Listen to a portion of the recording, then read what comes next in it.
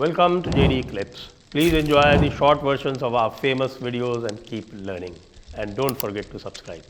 बताया गया कि साहब की 14 प्रॉपर्टी वक्फ की गई। कोई निसार फातिमा जी थी, उन्होंने 1980 में जब मुरादाबाद का पार्ट हुआ करता था संभल, उस समय कोई वक्फ संख्या 80 से 14 प्रॉपर्टी वक्फ की गई।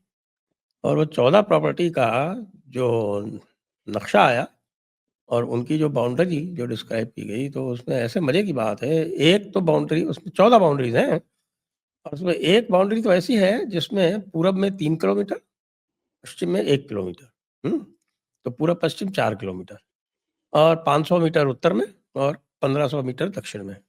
तो 4 इंटू 2 कितना हो गया? 8 स्क्वायर किलोमीटर ये एक प्रॉपर्टी।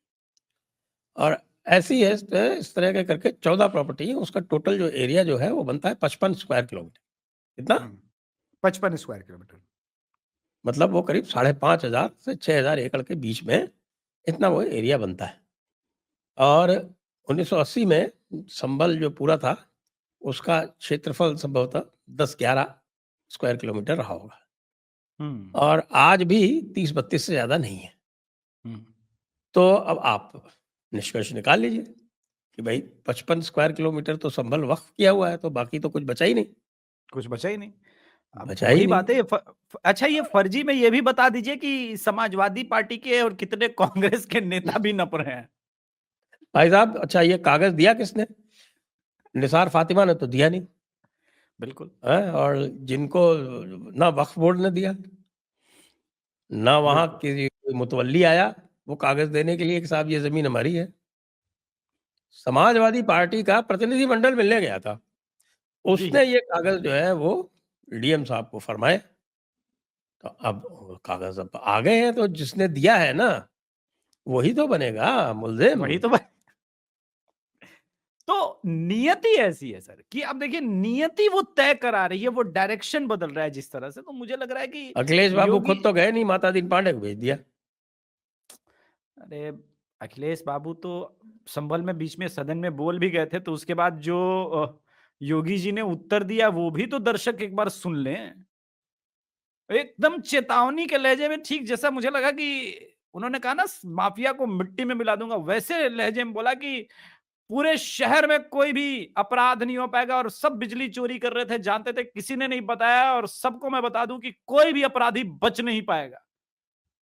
कोई भी अपराधी कौन है सर?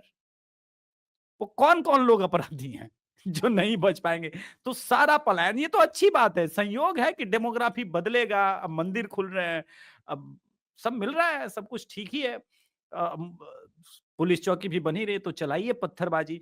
एक चीज जरूर है, आज के बाद पूरे उत्तर प्रदेश में कोई मौलाना मौलवी कहेगा भी पत्थरबाजी करने को, तो बोलेगा यार तुम लोग का दिमाग खराब है, तुम लोग तो बच भी सकते हो, हमें, हमारे परिवार को ये आदमी सड़क पर ला देगा। एक इंटरेस्टिंग किस्सा सुनाता हूं आपको। तो पता है कि इन दिनों में कहीं गया था मिलने किसी से। एक बार योगी जी के पास प्रतिनिधि मंडल मुसलमानों का मिलने गया कि हमारे नबी के ऊपर कुछ लोगों ने टिप्पणी की। पता है योगी जी ने क्या? हाँ, योगी जी ने क्या कहा पता है? ये खबर सूत्रों के अनुसार है और बहुत पुख्ता है, क्योंकि मैं वहां पे जब कहानी चल रही थी तो मौजूद था, आप तो जानते ही हैं। तो ये उन्होंने ही अभी बताया था।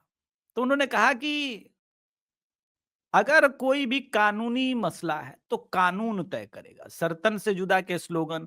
और आप में से तो 2 मौलवी स्वयं सनातन धर्म पर गलत टिप्पणी किए हुए हैं, तो आपको टिप्पणी करने पे कोई समस्या नहीं हुई। और किसी बच्चे ने प्रोवोक होकर टिप्पणी कर दी तो आप भी सह लीजिए, जैसे हिंदू समाज सह गया। इसमें इतना उद्वेलित होने की क्या बात है? इतना उद्वेलित होने की क्या बात है? और जिस टोन में कह रहा हूं, उन्होंने ही ये बात कही। तो कितना विजन क्लियर है, एक तरफ यूपी के मुख्यमंत्री का, आदरणीय योगी आदित्यनाथ जी का, और अब मैं जब भी मैं उनसे मिला हूं जितनी बार भी, तो जब मुस्कुराते हैं बात कहते हुए तो बड़ी निश्चय लगती है और लगता है कि आदमी साफ गोई से बात कर रहा है। दूसरी तरफ आपको तो पता ही, बोले साहब, लेकिन क्या 20 करोड़ लोगों को अरब सागर में डाल दोगे? नहीं, आप जौनपुर वाला उदाहरण नहीं देखे? लोग अपना आप 7 पीढ़ी का खोज लिए हैं, कोई दुबे है, कोई सिंह है, कोई परमार है, वो जौनपुर का पूरा मुसलमान गांव अपना अपना ये ढूंढ लिया, वो गौ सेवक बन गया है।